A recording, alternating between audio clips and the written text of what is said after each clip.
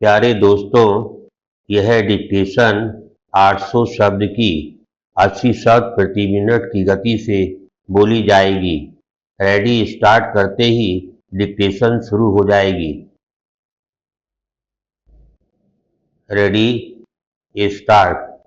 अध्यक्ष महोदय, पुनर्गठित राष्ट्रीय एकता परिषद की इस प्रथम बैठक में हम ऐसे समय पर मिल रहे हैं जब देश के सामने स्वतंत्रता प्राप्ति के बाद की सबसे बड़ी चुनौती उपस्थित है।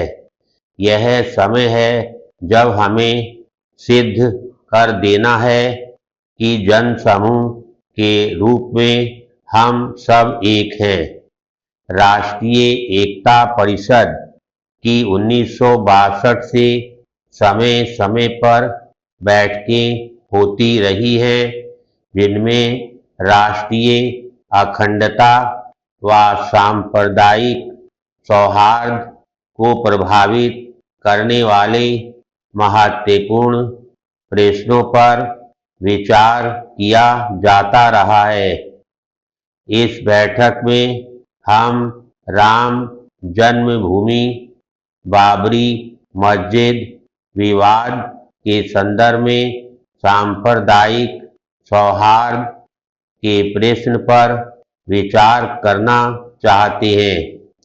राष्ट्र के सामने ऐसे ही महत्वपूर्ण और प्रमुख और भी कई विषय हैं, जैसे आतंकवाद, उग्रवाद व अलगाववाद की समस्या। परिषद की इस बैठक में हम इन राष्ट्रीय मामलों पर भी विचार करेंगे।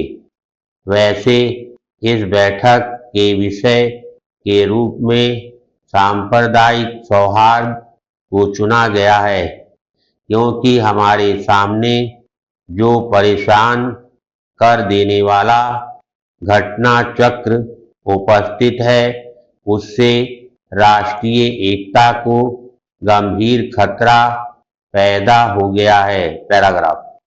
सरकार बहुत सोच विचार कर इस निष्कर्ष पर पहुंची है कि अधिक से अधिक इस मंच का प्रयोग किया जाए ताकि राष्ट्रीय मामलों पर बेबाकी से बहस की जा सके तथा उनके समाधान के लिए अनुकूल वातावरण तैयार किया जा सके।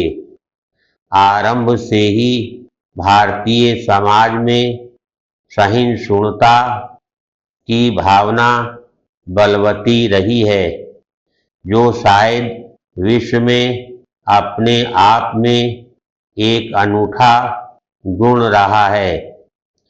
अपने विश्वास तथा अपने जीने के ढंग के प्रति समर्पित रहते हुए भी हमने सदैव ही दूसरों को उनके धर्म का पालन करने, उसे प्रचारित करने, अपने ही ढंग से जीवन जीने के अधिकारों का आदर किया है।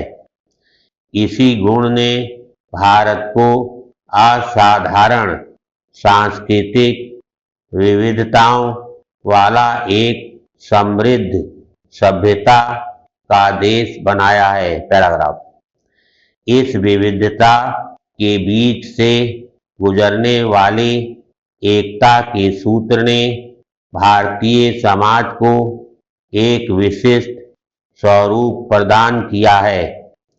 यह समाहित एकता के इतिहास के उन युगों में भी प्रकट होती रही है जब भारत एक राजनीतिक प्रशासकीय इकाई नहीं था, बल्कि कई रजवाड़ों में बटा हुआ था।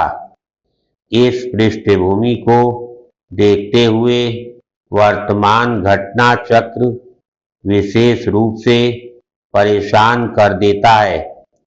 पिछले कुछ वर्षों से सांप्रदायिकता का विष बीज फैला है तथा सांप्रदायिक दंगे भारी जनहानि के कारण बने हैं। इनके कारण लोगों को अकथनीय पीड़ा भोगनी पड़ी। पैराग्राफ। अध्यक्ष महोदय, सबसे अधिक हानि तो गरीबों को उठानी पड़ी है। आप और हम जो यहाँ एकत्र हुए हैं, उन्हें इस बात पर विचार करना है और बड़ी गंभीरता से सोचना है कि हमारे समाज में ये विकृतियाँ क्यों जन्म ले रही हैं। ऐसा लगता है कि एक ओर तो हमारे प्राचीन समाज के बुद्धिमत्ता, सहिष्णुता और आपसी सहयोग की भावना जैसे गुण उत्तरोत्तर लुप्त होते जा रहे हैं तथा दूसरी ओर आधुनिक राष्ट्र को एकजुट करने वाला धर्मनिरपेक्ष स्वरूप कानून का सम्मान और विवादों को हल करने के लिए संस्थागत ढांचों जैसी व्यवस्थाओं की हम उपेक्षा करते जा रहे हैं। धर्मनिरपेक्षता किसी भी प्रबुद्ध राष्ट्र की महत्वपूर्ण विशेषता होती है। अत्यधिक आधुनिक राष्ट्रों में आज यह विचार जोर पकड़ता जा रहा है कि धर्मनिरपेक्षता शासन की नीति का एक बुनियादी तत्व होना चाहिए। यहाँ तक कि जिस देश में अधिकांश नागरिक एक धर्म या आस्था विशेष को मानने वाले हैं, वहाँ भी प्रशासन व राजनीति से धर्म को अलग रखने की प्रवृत्ति दिखाई पड़ती है। किसी भी शासन के लिए यह आवश्यक है कि वह विभिन्न धर्मों को मानने वाले नागरिकों के बीच भेदभाव न करें।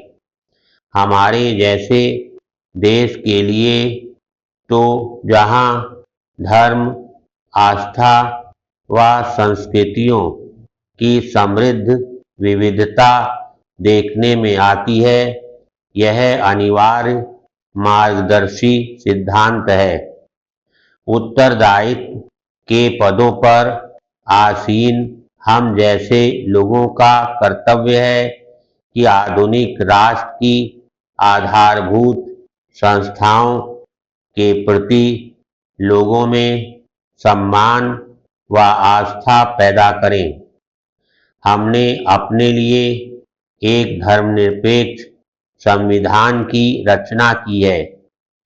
इस धार्मिक स्वतंत्रता और धार्मिक समभाव के अधिकारों की गारंटी हमारे संविधान में है। विधायिका, कार्यपालिका व न्यायपालिका तीनों को ही अलग अलग विशेष दायित्व सौंपे गए हैं। इनमें से प्रत्येक संस्था को सबके कल्याण के लिए स्वतंत्र होकर कार्य करने की अनुमति है। पैराग्राफ। कार्यपालिका को व्यापक हितों को ध्यान में रखना होगा, चाहे इसके लिए अल्प अवधि लाभों को तिलांजलि क्यों ना देनी पड़े। विधायिका समूचे जनमानस का प्रतिनिधित्व करती है तथा राष्ट्रीय लक्ष्यों की प्राप्ति के लिए कानून बनाती है। हम सौभाग्यशाली हैं कि हमारे यहाँ ऐसी न्यायपालिका है जो स्वतंत्र व निष्पक्ष मानी जाती है। इसके निर्णयों का सब लोगों को आदर करना चाहिए। राम जन्मभूमि, बाबरी मस्जिद जैसे विवाद के संबंध में जो न्यायालय के विचाराधीन है, सभी आदेशों का अक्षरशः पालन करेंगे। धन्यवाद।